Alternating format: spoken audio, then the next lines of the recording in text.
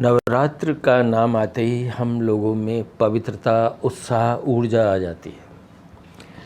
हम सब जानते हैं कि इस वर्ष में 4 नवरात्र होते हैं, 2 गुप्त, 2 प्रकट। शारदीय नवरात्र कलयुग से संबंधित है, इसलिए सबसे महत्वपूर्ण है।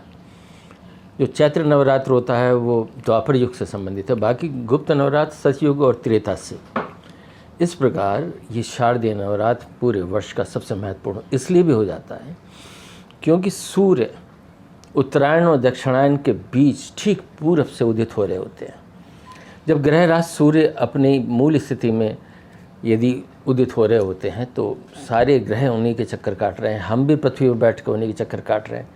तो ये सबसे महत्वपूर्ण समय हो जाता है नव दुर्गों का पूजन का, साथ साथ नव ग्रहों के पूजन का तथा नव ग्रहों के कर्म द्वारा या उपायों द्वारा उनको उचित अनुकूल प्रभावी बनाने का संकल्प लेना और उनको करना। इस बार 17 अक्टूबर दिन शनिवार से नवरात्र प्रारंभ हो रहे हैं और ये 25 अक्टूबर तक रहेंगे।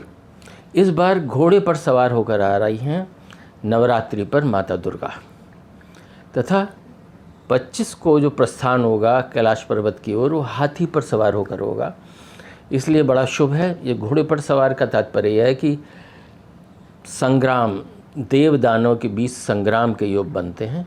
भारतीय संस्कृति और जो राक्षस संस्कृति है इनके बीच में कहीं ना कहीं विरोध होने की संभावना है पूरे जगत में, भारत में भी, सीमाओं में भी, हर जगह। लेकिन साथ ही अच्छी वर्षा अगले वर्ष हो और कृषि उत्पादन बहुत अच्छा हो, ये भी बहुत ही महत्वपूर्ण है हमारे लिए। कृषि व्यवस्था प्रधान हमारा देश है। 17 अक्टूबर को कलश स्थापना का समय 6:27 प्रातः कन्या लग्न और उसके बाद 10:14 तक विशेष पूजन का मुहूर्त और कलश स्थापना का मुहूर्त 17 अक्टूबर दिन शनिवार का है। तथा इसी प्रकार से जो विसर्जन, नवरात्र विसर्जन 25 तारीख को है वो 11:14 पर, और जो विसर्जन प्रवाहित करने का या विसर्जन का विशेष मुहूर्त जो दशमी जब तिथि प्रारंभ हो जाएगी तब होता है, और वो है 1:30 बजे से दोपहर 3 बजे तक का। इस प्रकार हम ये नवरात्र को बहुत अच्छी तरह से इस तरह से मनाएं कि हमारी जीवन में शुद्धता, पवित्रता तो लाए, उत्साह, ऊर्जा और उन्नति और प्रगति भी ले आए।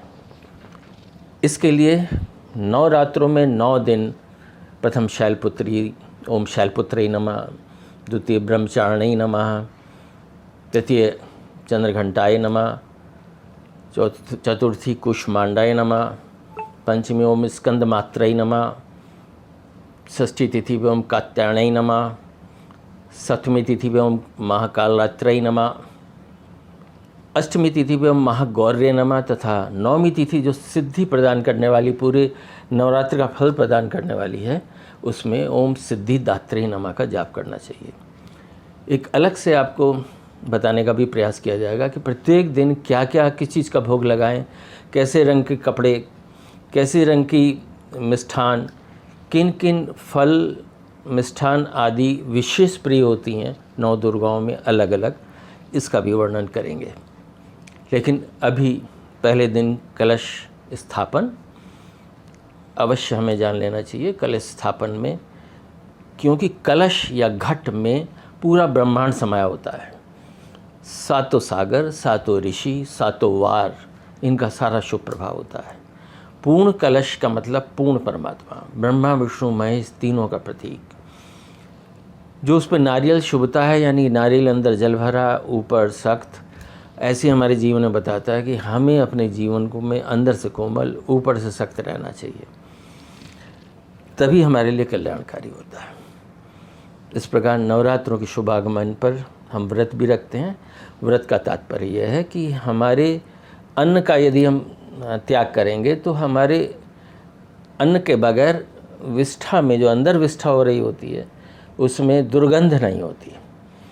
तो हम कोशिश करें कि अन्न का त्याग करें कम से कम प्रथम दिन, और ताकि पूरे नवरात्रों में हम शुद्ध और शुद्धतम रूप में ओम धूम दुर्गाय नमः, ओम ऐं ह्रीं चामुंडाय विच्चे।